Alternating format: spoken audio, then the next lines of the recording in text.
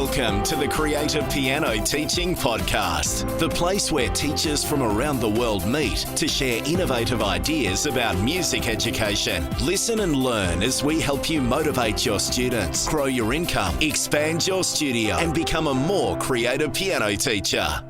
G'day everyone, welcome back to the Creative Piano Teaching Podcast. You're tuned into episode number 116, the last episode for 2017.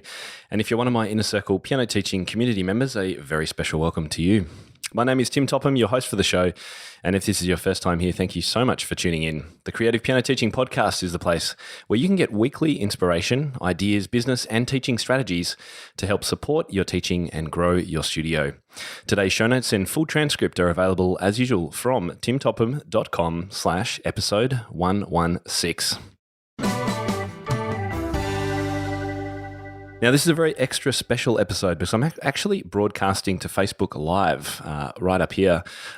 So for those of you on the live video, I'd love to get your feedback on a few little projects that I'm going to be talking about a little bit later. So today we'll be talking about some of my plans for next year. And of course, if you're listening to this after the Facebook Live has finished, then of course you can listen to this in my app and you can also watch the video on my app. And to find the app either on Google or on the Apple Store, you can head to the App Store and just search for Tim Topham.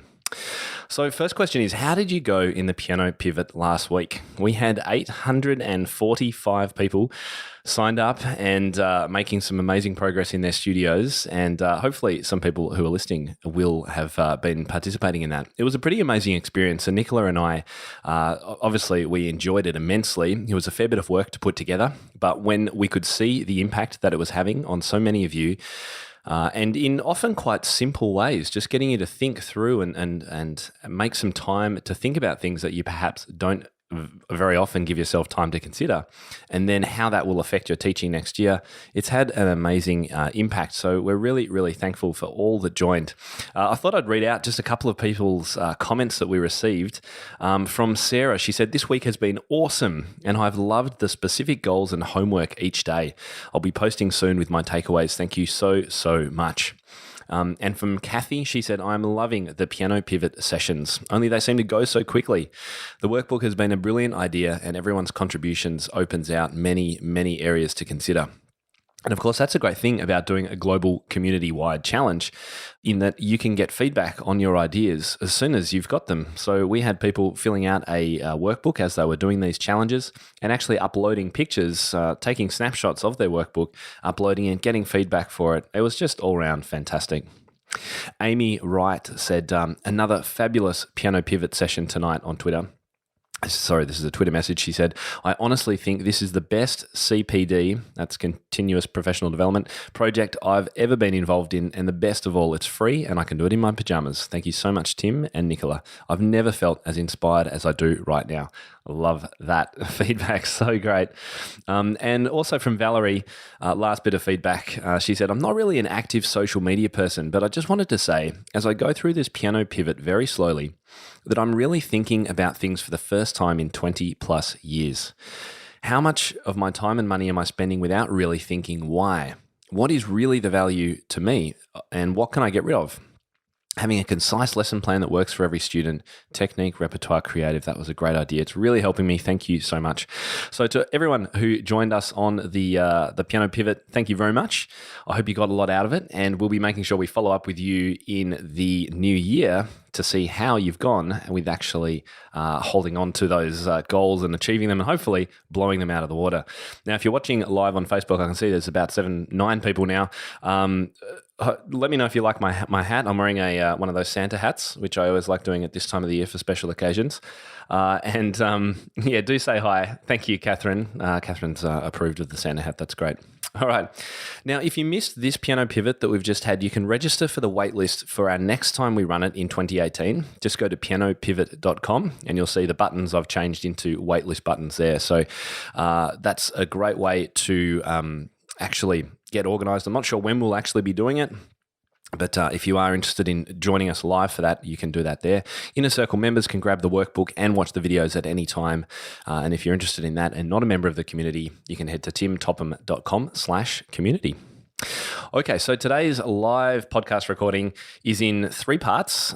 In the first part, I'm going to pull back the curtain a little bit of my own business because one of the biggest impacts of the Piano Pivot was day 5 when we talked about business with everyone. And so I want to pull back the curtain a little bit on what I do and how I manage to do as many things as I'm able to do. And there's some strategies and some tactics I want to share with everyone. So that's part 1. Part 2 is a little bit of a wrap up of the year, some of the things that went on, some of the great projects that were launched and courses that we ran, and then a preview of some of the exciting plans that we've got ahead for 2018. So let's get into it. Firstly, thank you so much for listening all year.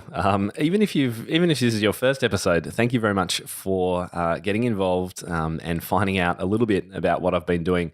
This is episode 106, so I've been going for almost 2 years now, and I have to say that the messages that I receive about this podcast and its impact on people makes it all worthwhile. Obviously, it takes me a lot of time to put episodes together, plan interviews, or solo shows like this one, but it is 100% worthwhile when I hear how much of an impact that it has. And everyone likes different episodes and different ways I do various things. Some episodes I don't really care for, and some are incredibly meaningful. So I'm really glad that I've been able to create a really broad base of interest for people too.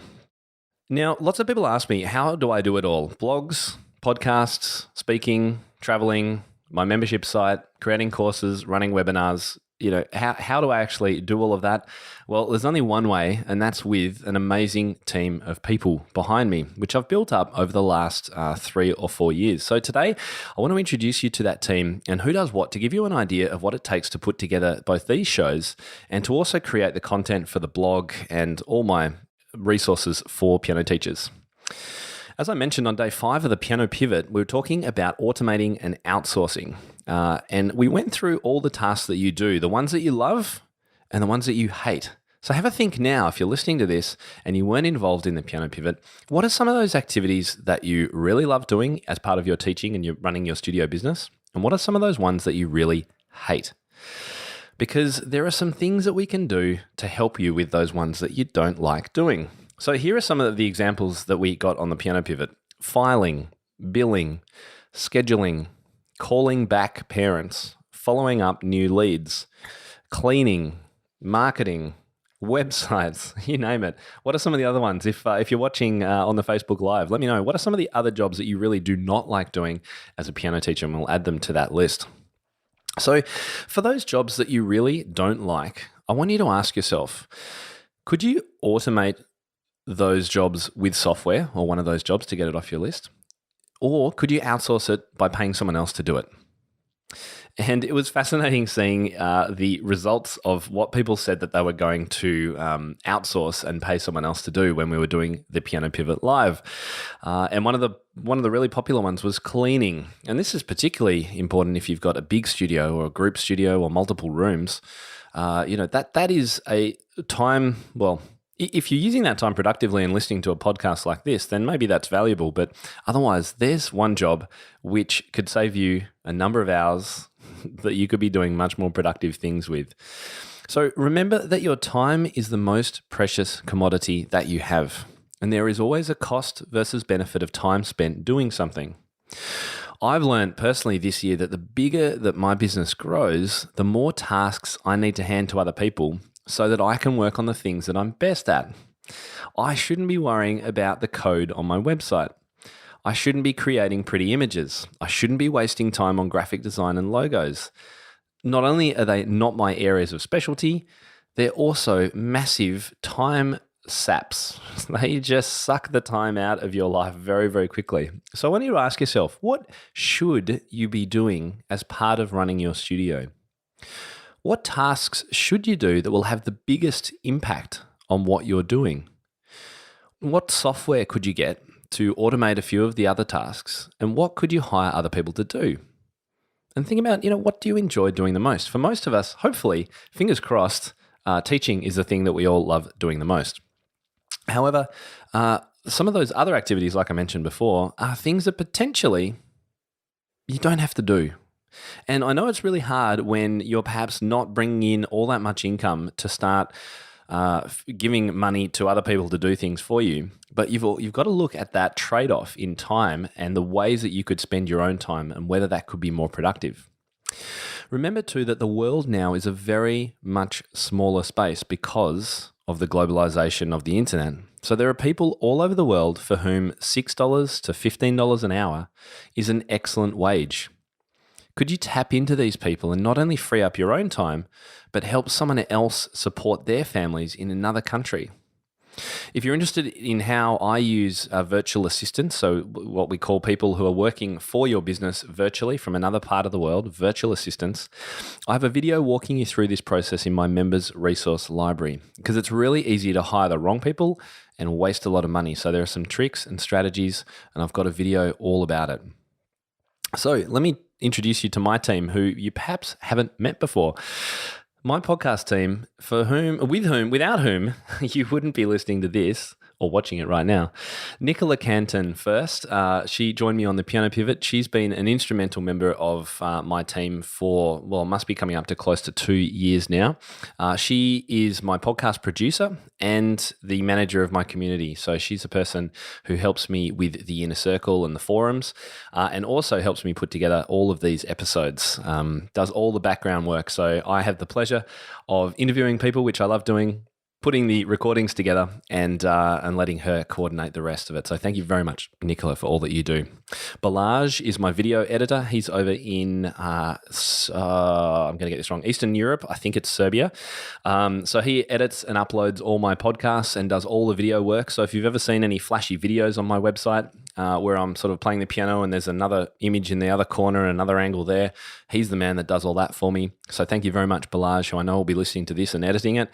To Ruby, who does all my opt-ins and the transcripts, organizes all of those things and a whole lot of other jobs in my business. Ruby, thank you very much. Ruby's in the Philippines. And Leslie, who is also in the Philippines, who does all my social media imagery, particularly if you watch my Instagram, she's a superstar at that, and my Pinterest, and also just generally images for blog posts and that sort of stuff. So while we're talking about my team, let me introduce you to a few of the other ones as well. My content manager for the blog, who I hired this year, is an ex-student of mine who you may have met if you've been reading my posts. His name is Sean, absolute superstar, helping me keep track of the blog while I continue to grow and do other things. Fraser is on my content team. He is a budding composer and another ex-student, but only for a short time, actually. Fraser was with me. He's been doing a heap of content uploading work. My bookkeeper is Kavita. She obviously looks after all the books, which is great. Meenakshi is my SEO guru and her team. So it just goes to show how many people it takes to put together a blog like this. I do have a number of people on my development team. So Mauro in Italy is my development project manager, and he is supported by Sarah and also Harjinder, who are both been developers on my site for some time now. And finally, Julia, my graphic designer, who if you've ever downloaded something and gone, wow, that looks really good, then chances are that's Julia. She's also the one that came up with the templates for all my imagery on the website, the fonts I use, the colors I use. So she's an absolute superstar. Now, all of these people are all contractors, and they're all pretty much everywhere in the world. Sean and Fraser are the only two that are local here to me in Melbourne. In fact, Sean's not even in Melbourne anymore. He's recently moved away. So it's really a very global team, but it's what you can do now and what you as piano teachers can do yourselves. If you have some of those, filing jobs, anything that's repetitive that could be repeated by someone else with relatively simple ease and done online remotely, you could hire someone else to do that for you. And that's what I'm really encouraging you to think about doing. We shouldn't be sitting there doing filing for hours and hours a day when we could be using that to do more, much better things like planning a little marketing strategy or getting some flyers out or trying out a Facebook ad or whatever it is that's going to have that biggest impact. Hello to Rebecca as well. I can see who's on there. Catherine wondered how you two met up. Which two are you talking about, Catherine? Let me know there. Now, of course, that team that I've just mentioned to you doesn't include contractors like Chris, who created my new app recently, and Andrea, who I recently found to do Facebook advertising, because that was, again, something I was wasting far too much of my time on and I'm not a specialist in. So I found someone amazing to do that. So thank you to Andrea. And there's obviously all those people who have written articles and created courses for the Inner Circle. So thank you to all those people. If you have contributed an article and or helped with a course or a video or anything like that, if you're listening to this, thank you, thank you, thank you. It makes such a difference when we all come together to produce amazing content for teachers. Now, there's also a huge list of software that I use to run things and automate things. And if you're considering whether you could get someone else to do some of your work for you, do think about whether software could be used in that way to help automate something. Of course, there's studio management software, but there's also separate billing softwares. There's just ways that you can, organize tasks with software. So yeah, do keep your eyes out for that. I do have a free webinar on productivity that includes some of these apps, and you can get to that just at the top of my main webpage. There's a webinar button. Okay, I'm going to take this Christmas hat off because I'm going to start sweating profusely. It's very hot here at the moment. All right, review of 2017. Let's just talk about some of the great things that have happened. Firstly, release of my app. Really, really exciting news. If you haven't downloaded that, then please do. You can listen to this podcast through that app and also access all my videos and my blog posts and pages and search them and all that kind of stuff. So you don't need multiple apps anymore, which is so cool. And some people come up to me at conferences and ask, show me how to get your podcast on my phone, and they hand me an Android phone, and I don't use Android. I have no idea how to work them. So now I just say, hey, download my app, okay? So make sure you grab that. Just search for Tim Topham in the App Store. I'm very, very pleased that we've been able to get that out, and the feedback so far has been really, really positive. You can accept notifications if you wish, and yeah, it's all in one spot, which is what I think really helps. Just getting back to Catherine's question. So how did Nicola and I meet? So Nicola is my podcast producer. How did we meet? Nicola, who will be listening to this, is going to just cringe with the thought that I can't remember off the top of my head. I think we met online doing things, and just saw what each other was doing online, and just made a connection that way, I think. But look, I'll have to check that one up. Okay, what else happened in 2017? Well, I spoke at a number of different conferences, the APPC, which is the Australian conference, the NCKP in Chicago, Music EdNet. I was doing a number of keynotes about music entrepreneurship at those events over the last 2 years, in fact, and at the 88 Creative Keys workshops. Now, if you haven't been to any of those events, then please check them out. They are fantastic. I really only like giving my time to organizations that do amazing things, and I think are really, really supportive of teachers. So they are a few things that you could definitely check out, and I'll talk in a moment about where I'm going to be next year. Re the webinars, I mentioned that there's now at the top of my page a webinar button. So if you want to go back over any of the webinars that I've run, they're now on automatic, so you can automatically watch one of the replays through there. So do check those out. We've got the ones on teaching online and group teaching and oral and productivity and marketing, all those ones. So grab them if you're interested. We've moved to 2 blog articles per week this year. So that was a little bit of a change, and we've been very consistent about that. And the other thing that we've done is made really great use of themes. So I've asked people before about themes, and I would love to know if you're watching this on the Facebook Live now, if you've got any ideas for themes you would like us to cover, then let us know, because I'm actually planning to move away from themes next year and do some more specific content, longer form, some case studies and things like that, but not necessarily around themes.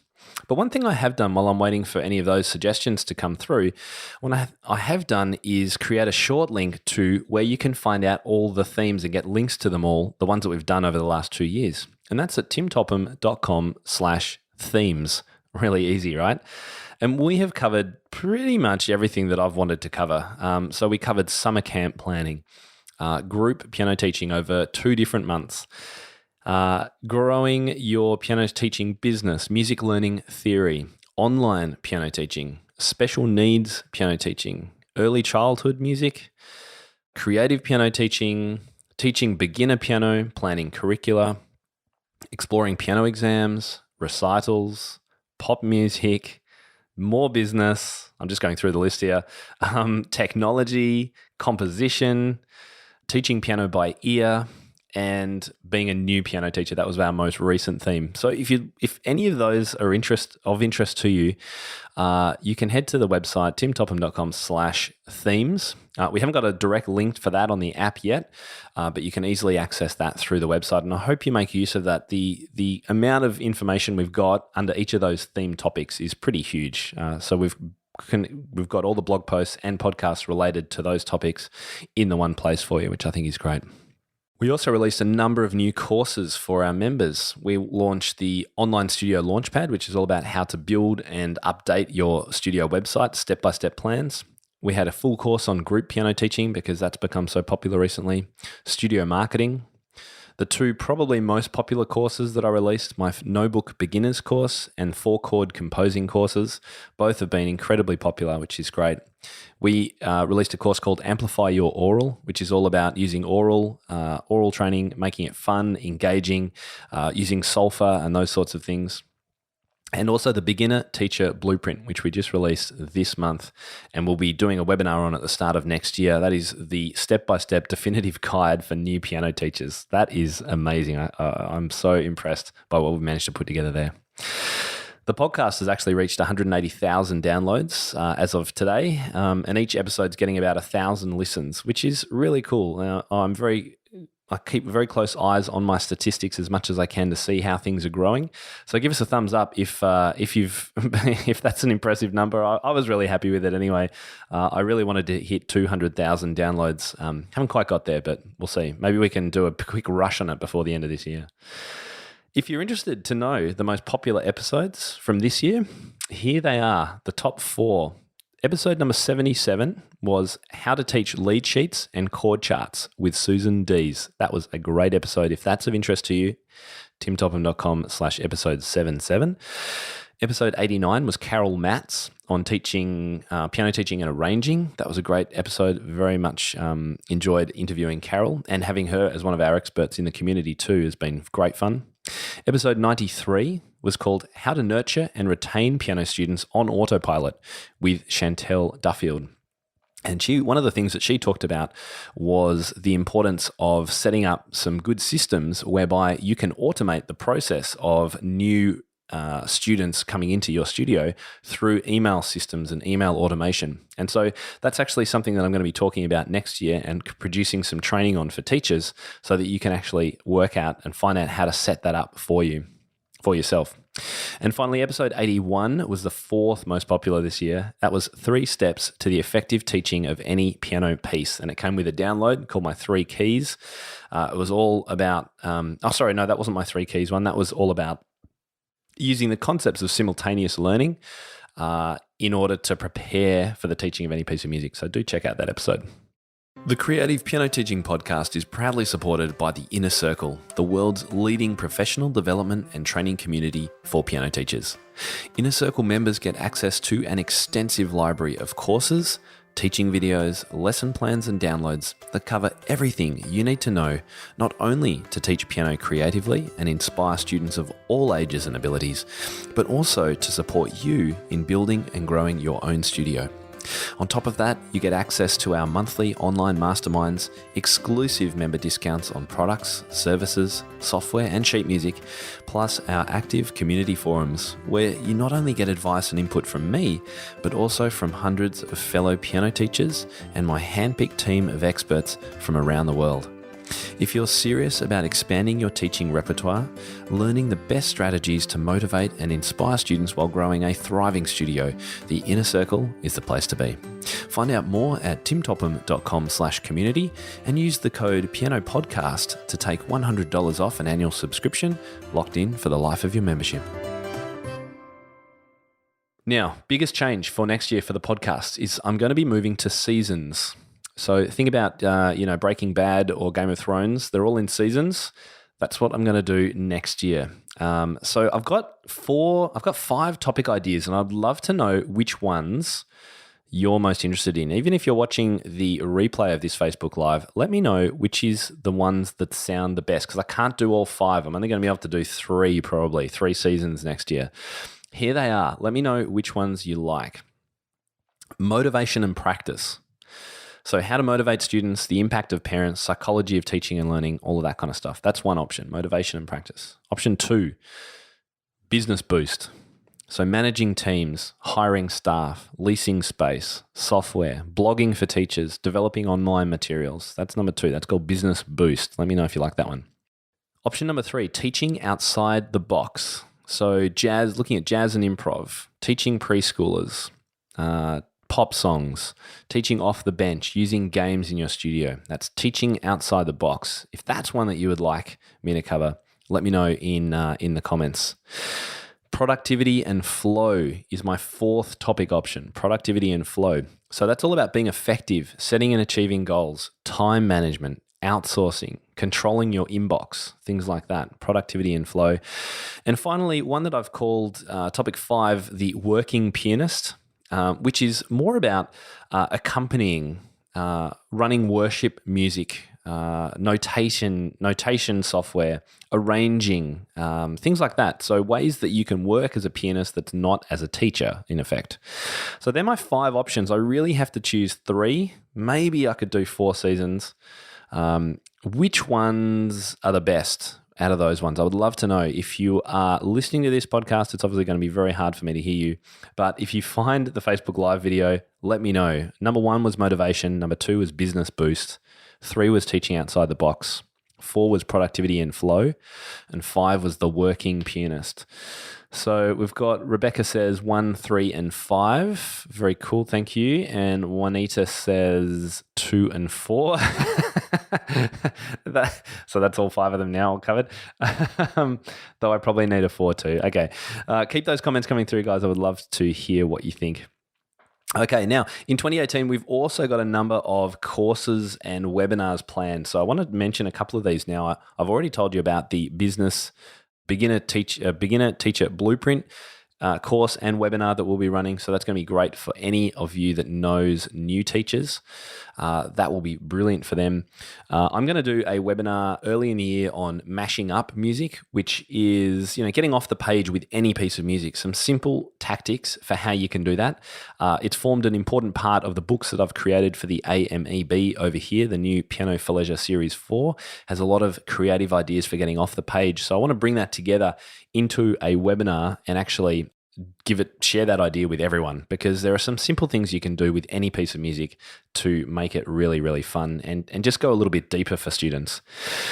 I'm going to do a course and a webinar on GarageBand, using GarageBand in your studio. It's one of the best free apps that you can find. And if you've got summer camps or if you've got groups, even in lessons, if you've got hour-long lessons, particularly with teenagers and adults, they love this. And if you combine it with 4-chord composing, it's an absolute winner. So that's another one we've got coming up. Building a music academy. I'm going to have a special guest coming in to help us with that. So that's going to be literally how you can go for running one studio with one teacher to many studios with many teachers. We're going to be releasing Notebook Beginners for preschool, so for under 6-year-olds, and this has been something that people have been wanting for a long time, so that's coming up as well. What else have we got? A lead sheets course. I'm going to be putting together something on lead sheets because that's been very popular. And a couple that you might not relate to my work as much. One of them is teaching technique, and I might be calling it something like teaching technique in the real world or making technique fun, something like that. That will be a webinar later in the year, next year, on the technique topic, and also tech for piano teachers too. So there's just a little sneak peek of some of the things that we've got planning, and people who are watching me on the live can see I'm looking at my course planner on the wall over there, because I've literally just this week put all those together. Good to see lots of people watching and saying hello. Thank you very much for being live on the Facebook video if you're there. Okay, now let me tell you about next year's speaking. So I'm very fortunate to have been invited to speak at the Music Expo in London. So for those of you in London or Europe, that's about as close as I'm going to be getting to anywhere in Europe next year. So that's 23rd of February. I'll be speaking for 45 minutes. My topic over there is 4-chord pop composing, a creative music lesson for millennials.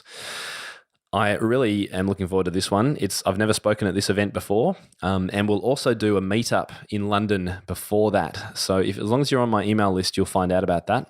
And I'll also be visiting the piano teachers course, thanks very kindly to Lucinda Mackworth-Young, during the weekend prior. So that's the 17th and 18th of February. If you happen to be involved in the piano teachers course in the UK, let me know, because that will be a great little chance to catch up. I'm trying to keep up with comments here too. Can we do a no-book beginners for teens? Yeah. That's a great one, Rebecca. And I have thought about that one before, and there's definitely a need for it. So let me think on that one. But thank you very much for sharing that. It's a great idea. Okay, now other workshops I'm doing. The AMEB have invited me to give workshops in pretty much each state of Australia next year. So Sydney, Tasmania, Adelaide, Victoria, Townsville, Brisbane, and the Sunshine Coast, and Perth will all get to share some Piano for Leisure time with them. If you're interested in what dates they are, when they're happening, speak to your AMEB local office for details on that. Okay, then in March 16 to 21, I'm heading to the MTNA Florida. It's actually the first time I'm speaking at MTNA. I've been a couple of times. Be great to be speaking. I'm talking there about my Tetris versus Pac-Man topic, which I've done before here in Australia. Is sight reading in the dots or the blocks is the title of that workshop. That's going to be great fun. I'm really looking forward to getting to Orlando and maybe a couple of theme parks while I'm there. I don't think I could not go to some theme parks while I'm over there. And then in April, heading over to Perth for the West Australian Piano Pedagogy Convention. That happens once every 2 years. So if you're ever in Perth, Western Australia, 6 to 8 April, make sure you come along to that. I'll be doing a workshop on Piano for Leisure at that event and also giving a couple of keynotes, topics of which are still to be confirmed. And the last big trip for the first half of next year is to the MTAC. I've been asked to be a featured speaker there from the 29th of June to the 3rd of July. I'm really happy to have been asked to head over there because I've heard lots of great things about MTAC, but I've never been before. So, let me tell you about what sessions I'm going to be doing, because there's a couple of very cool things that they've asked me to do over there. Anne has asked, where can we order your new Piano for Leisure books? And just head to timtopham.com/PFL4. And if you get there in the next 5 days or so, you'll actually be able to get a discount. 20% discount, free shipping. So make sure you grab those books. If you're in Australia, by the way.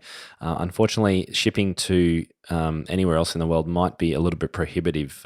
So apologies that there aren't distribution in America. Nothing that I can control, unfortunately. But for those of you in Australia, timtopham.com/PFL4 is where you can find out that.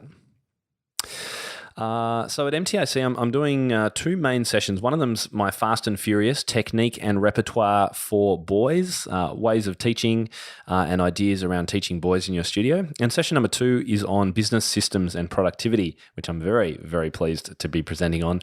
And do look out for an article that I've written for the MTAC Journal, which will be released in the first part of the year on some quick tricks and tips to save time using technology in your studio that's mainly free as well.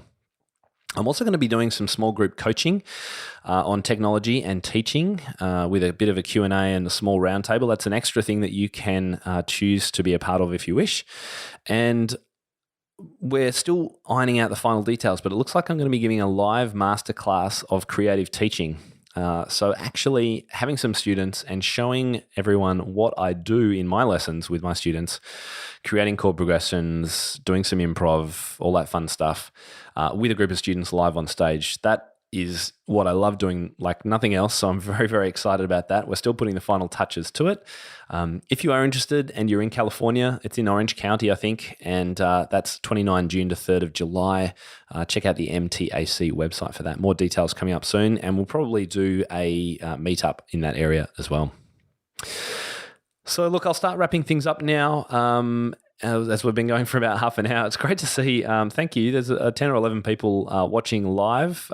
Great to have you watching this, because I know it's not the most. I'm not playing anything on the piano or doing anything interesting, but it's always fun to have a little bit of a behind the scenes. And if this has been kind of interesting, then give us a bit of a thumbs up or a heart or something. I could always do this again if you like the concept. I must say, I like the idea of having a podcast where I can get some feedback from people. That's quite cool. Now, other big plans to do with my resources for teachers for next year. Look out. We are working on, certainly if you're one of my Inner Circle members, there will be some great enhancements to the membership site. The look and feel and way you can access resources and things in there, that will be updated at the start of the year. I'm very, very excited about that. The new look and feel and flow and ability to access things is amazing. We've been testing it on a staging site. So I look forward to being able to release that out to the wild.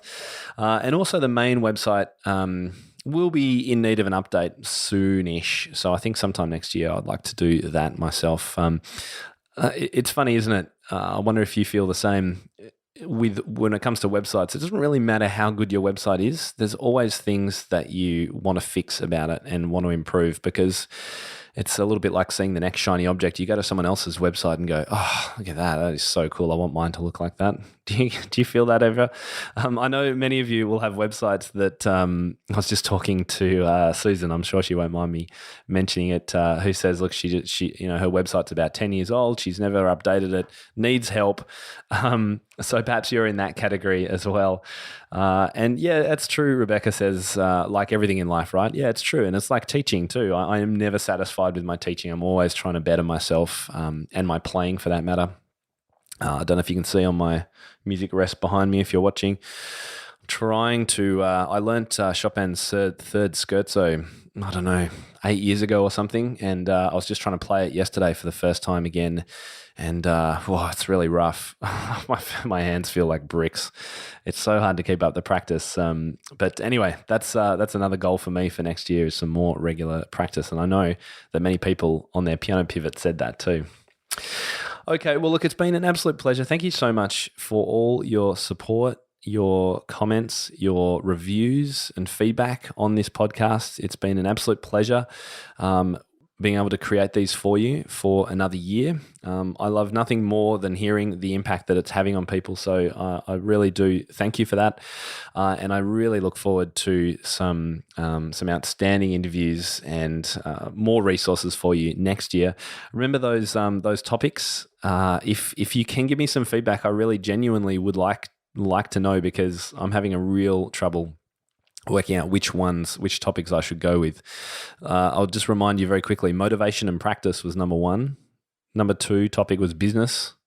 Number 3 topic was teaching outside the box. Number 4 was productivity and flow.